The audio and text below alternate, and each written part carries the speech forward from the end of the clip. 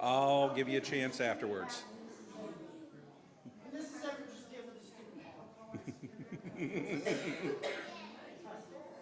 It's what they called it. It's what they called it. No, she said you're wearing the stupid hat. So, yeah.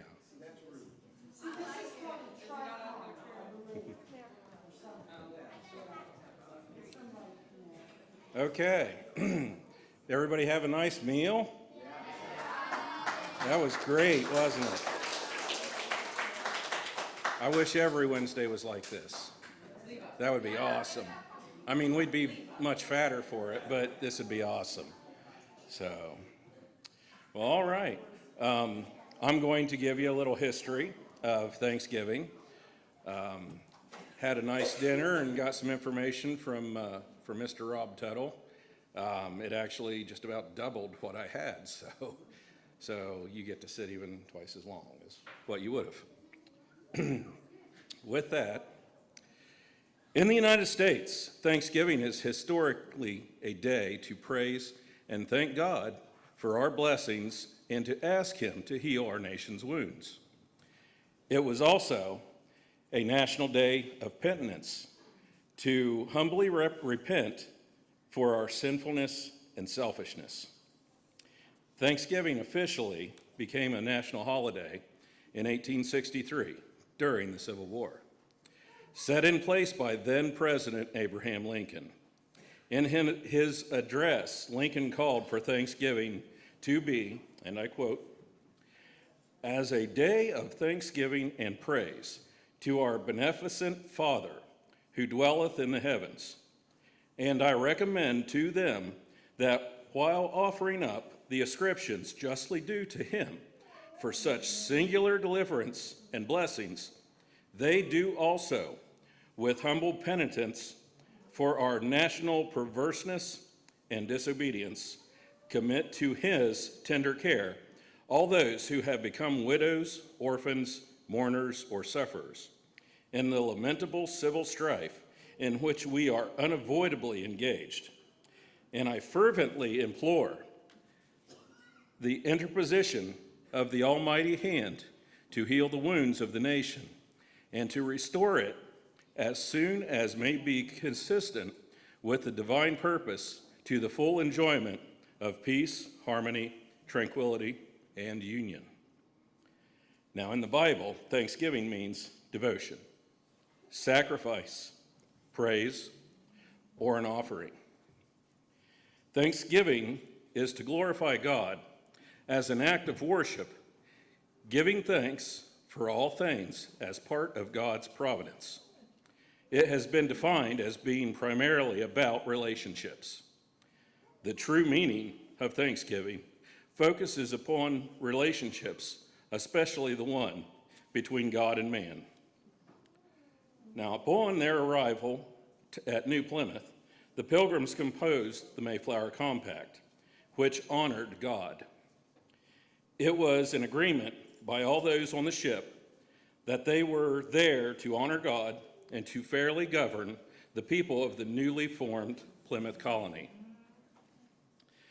Thanksgiving begins with acknowledging God as faithful, earnestly giving Him thanks in advance for His abundant blessings. Paul writes in 1 Thessalonians 5:18, "Give thanks in all circumstances, for this is the will of God in Christ Jesus for you." From King Solomon, we hear in Psalms 107:1, "Oh, give thanks to the Lord, for He is good, for His steadfast love endures forever." Paul also writes in Philippians 4:6, "Do not be anxious about anything, but in everything, by prayer and supplication, with thanksgiving, let your requests be known to God." And finally, King David sings out in Psalm 7:17, "I will give to the Lord the thanks due to His righteousness, and I will sing praises to the name of the Lord, the Most High." Now, Abraham Lincoln wasn't the first president to declare a national day of Thanksgiving. In 1789, George Washington proclaimed a day of public thanksgiving and thanks, to thank God for his protection and as the source of all that is good. In his proclamation, he wrote, "Now therefore I do recommend and assign Thursday, the 26th day of November next, to be devoted by the people of these states to the service of that great and glorious being, who is the beneficent author of all the good that was, that is, or that will be, that we may then all unite in rendering unto him our sincere and humble thanks for his care and protection of the people of this country previous to their becoming a nation." Now, Thanksgiving in the United States is often traced back to 1621, when the Plymouth colony settlers and the Wampanoag shared a meal celebrating the harvest. Well, their trial began in 1620 with the voyage of the Mayflower and another lesser-known ship called the Speedwell. Originally embarking on July 22nd, 1620, the Speedwell weighed anchor from Delfshaven, Holland, en route to Southampton, England, where it was to meet up with the Mayflower. They shoved off from port, but didn't make it very far before they had to report into Dartmouth for repairs, as they were taking on water on the Speedwell at an alarming rate. After repairs, the two ships weighed anchor again, and they only made it a short distance and had to put in at Plymouth, England. It is decided to leave the Speedwell as she was no longer seaworthy, and her passengers boarded the already packed Mayflower. The group seemed solemn and contemplative of what they are about to undertake, as they pray for divine protection through voyage. The words, "God with us," appearing on the upper left corner of the mainsail. With everyone crowded onto the Mayflower, 102 crew, men, women, and children. They finally shoved off from Plymouth on September 16th, 1620, nearly 2 months behind the schedule. This caused them to be subject to harsher late fall storms as they crossed the North Atlantic. The trip was quite rough for them, as they spent most of their time below deck because of the storms in a space not much larger than a city bus, and the smells from not only the waste of the animals that they had brought with them, but also their own waste as well. Trying to get some fresh air, a man named John Howland, one of the men that was on board, went up deck, and he got thrown overboard by the rough seas. As luck would have it, a rigging rope that had broke off under the force of the winds was trailing the ship in the water, and John was able to catch that rope and pull himself back to the ship. Some of the crew pulled him back on board, saving his life. After making it to the New World, John would marry Elizabeth Tilley, and they would have 10 children together, leading to the lineage of 3 American presidents: Franklin D. Roosevelt, George Bush Sr., and George Bush Jr., as well as hundreds of thousands of other American citizens. John wasn't the only one to have some famous descendants. William Brewster was the senior elder and advisor to the governor. He had descendants that you might recognize. They include actors Richard Gere, Katharine Hepburn, and Bing Crosby. Governor William Bradford's descendants included Clint Eastwood and Superman Chris Reeves. Studies have estimated that there are some 35 million descendants of the Mayflower colonists living today You might be one of them. John Hallen wasn't the only miracle that happened during the voyage. A few weeks into the voyage, the main beam of the ship broke. They needed a way to fix it, and they were sitting in the middle of the ocean. There wasn't a Lowe's or Home Depot for miles. But when they left out from England, they were allowed to take many things with them. But one thing that was declared illegal to have was a fully functioning printing press. The English government at the time controlled everything.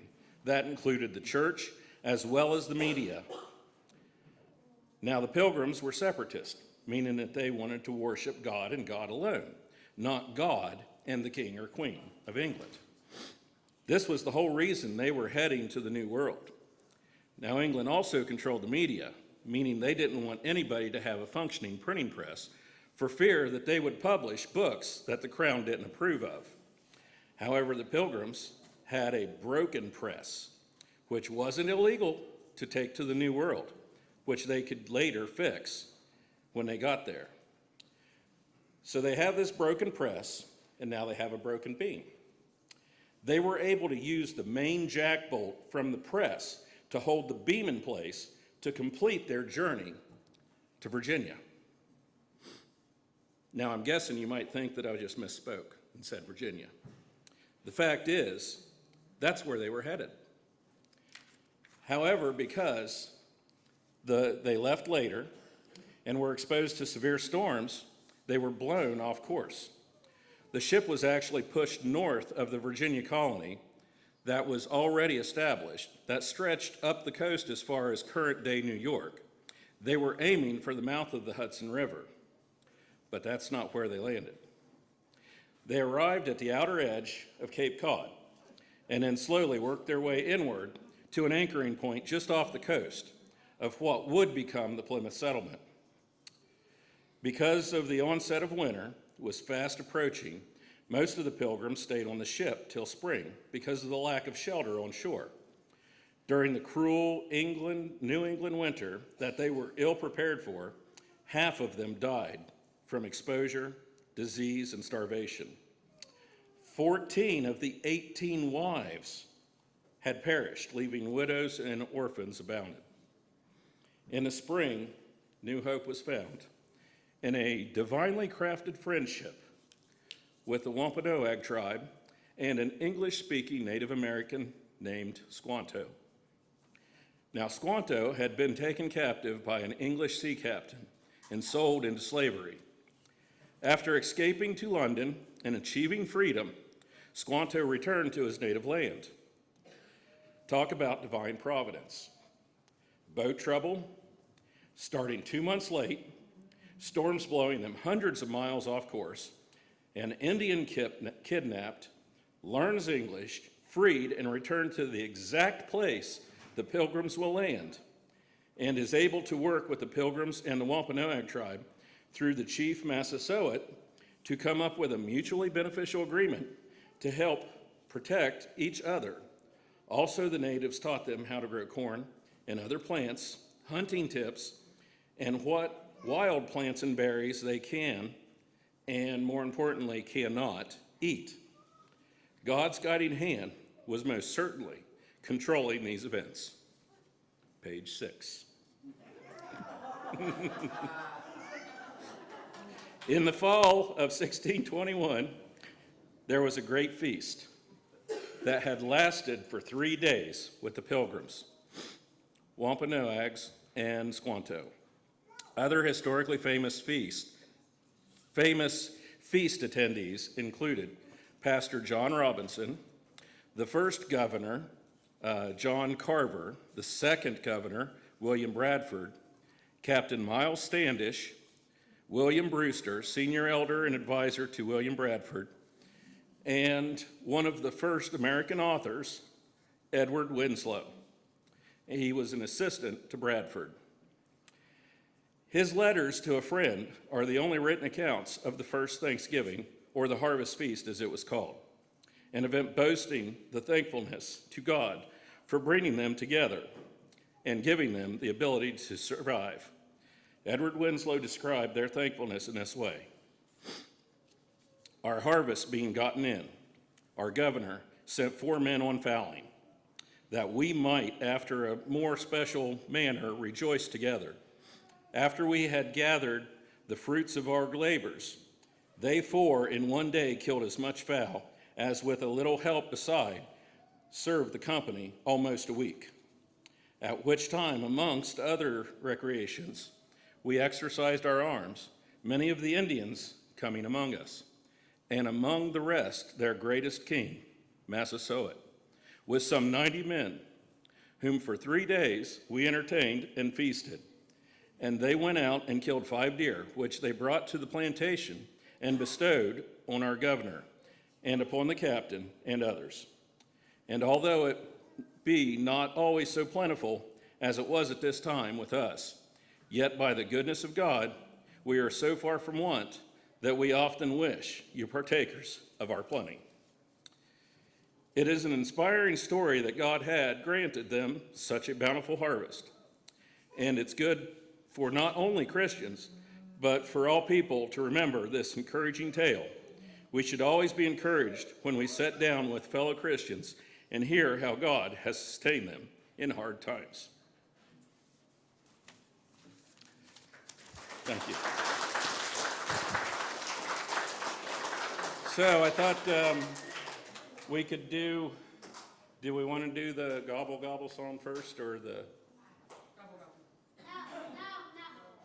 Gobble, gobble. No, tell them how much you want to do gobble, gobble. Can you get up there? Can we do the gobble gobble thing? How do we do that? Oh. Okay. You ready? Willie has to dance. I don't know this, so. Ready to dance? Ready, Melly.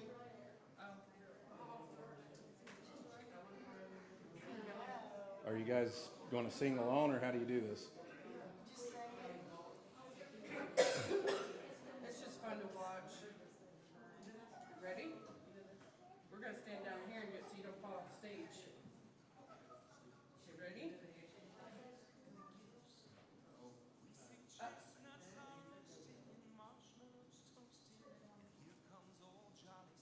This looks like Christmas, not Thanksgiving. Just wait, just wait. All right.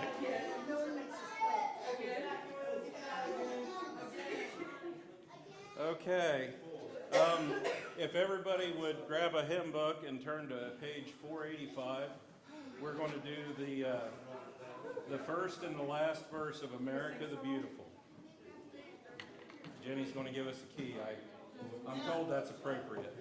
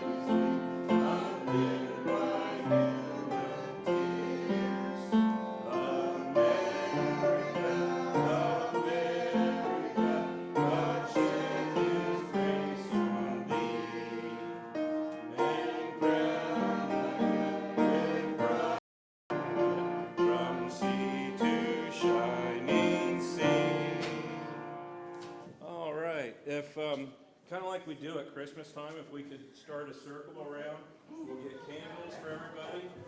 And what we're going to do is we're going to light one candle, we'll say what we're thankful for, and then we'll pass it to the next person, pass the plate. And then we'll have everything completed. I was glad that you got that, sweetie. Come here.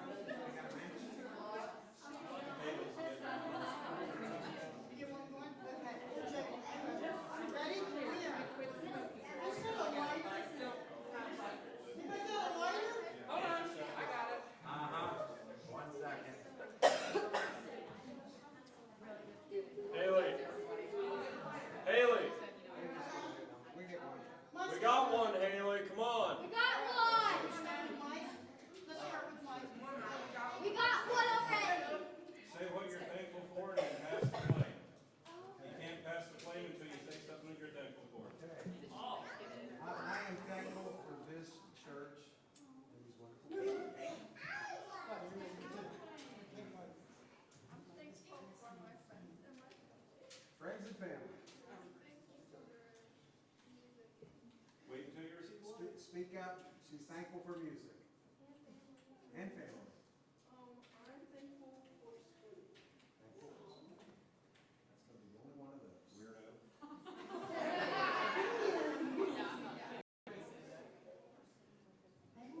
thankful for the children in my class that I teach here at Sunday school. That's so cute. I'm thankful for all the kids from my family.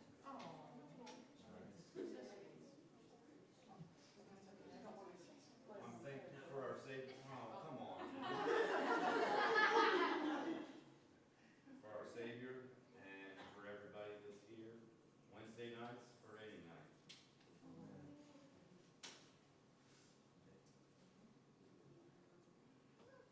I'm thankful for this church and my family. Come on.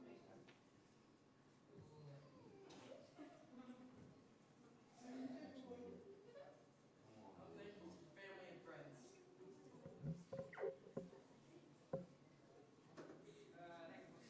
Thankful for sleep. I'm thankful for the people in here.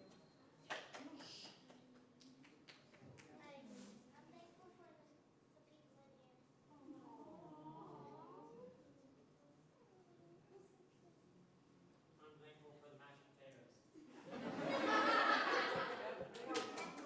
That's a good one.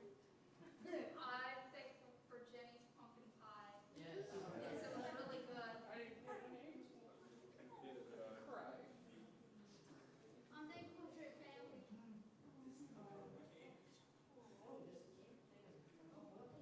Uh-oh.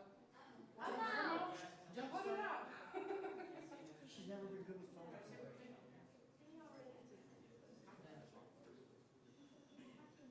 I'm thankful for my church family and Jesus who died for me. Let's take the phone and North Pole stars. I'm thankful for my family, my church family, my friends, and all their support. She has to have her life first, okay?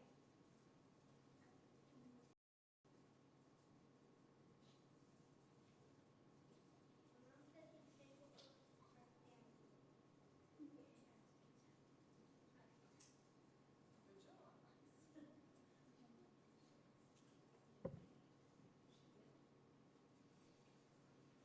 I'm thankful for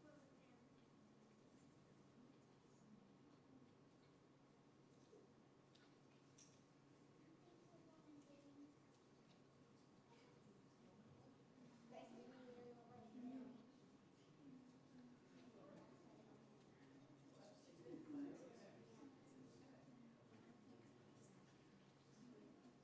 I'm thankful for family, friends.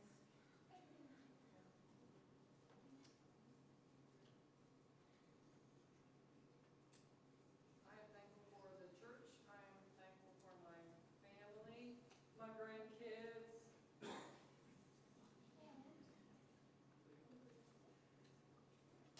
I'm thankful for my family.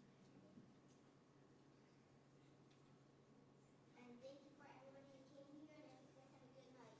I am thankful for freedom.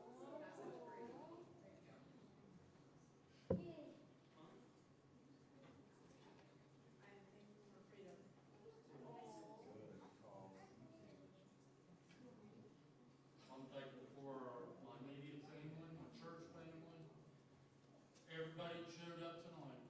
Appreciate that.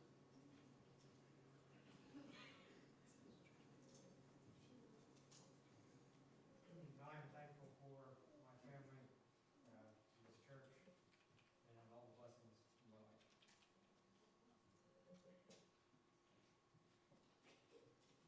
I am thankful for new beginnings and technology that allows us to keep in touch with family on the other side of the planet. Oh, that's great.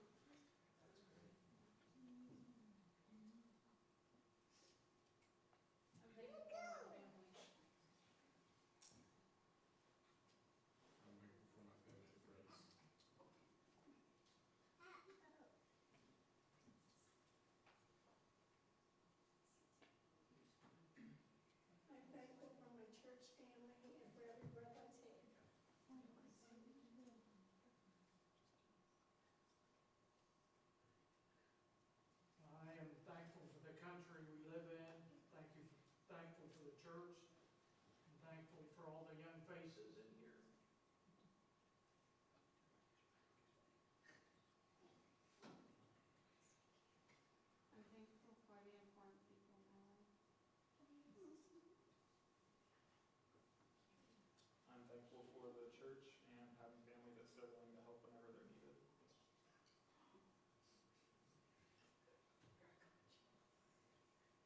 I'm thankful for my coworkers, present and past, and I'm also thankful for our daughter and our future son.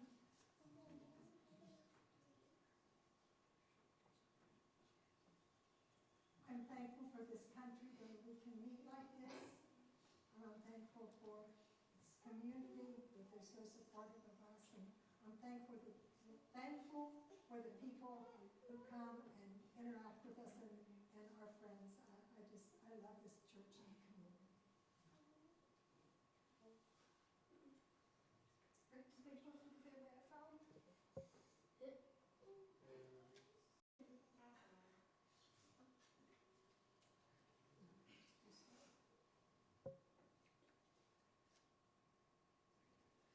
I'm thankful for my family and the church and the few times I do get to show up thanks to my job.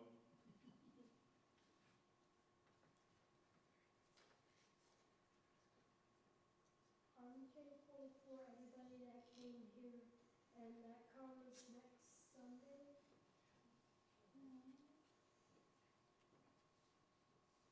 I'm thankful we live in the freest country where all of these children can gather and come and we can worship God without fear. You want it? Ready? So thank you.